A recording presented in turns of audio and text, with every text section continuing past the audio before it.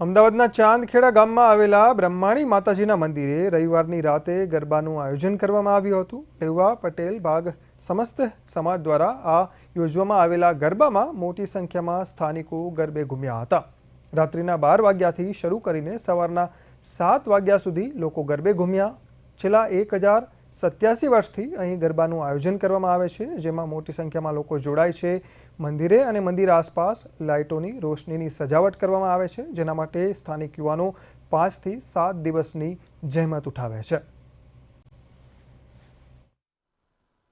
શ્રી બ્રહ્માણી માતાજીનો ગરબો 1087મો ગરબો છે।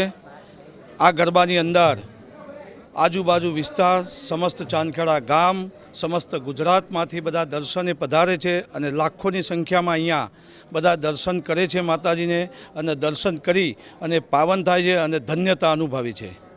લેવા પાટીદાર ભાગના દરેક સમાજના લોકો અહીંયા લાખોની સંખ્યામાં અહીંયા દર્શન કરી અને લાખો સ્વયંસેવકો જોડી અને ખરે આ તમે જુઓ છો એ બધું જાતે મેનેજ કરેલું છે અને જાતે એ મંડળની પ્રોપર્ટી વસાયેલી છે અને મંડળના દરેક સમાજના છોકરાઓ આ જાતે મહેનત કરી અને આ બધું ઊભું કરેલું છે। એમને જે શણગાર કરવામાં આવ્યો છે તે તમે નહીં માનો કે અહીંયાથી અમને એમ થાય કે અમારા 4 થી 5 દિવસની જ મહેનત હોય છે આમાં, પણ એટલી બધી છોકરાઓ ખરેખર એવું ના કહેવાય, પણ આખી રાત જાગે છે અને પોતાનું આ એક વીક માટે, અઠવાડિયા માટે પોતે રજા મૂકી દે છે અને માતાજીના ભક્તિમાં તલ્લીન થઈ જાય છે।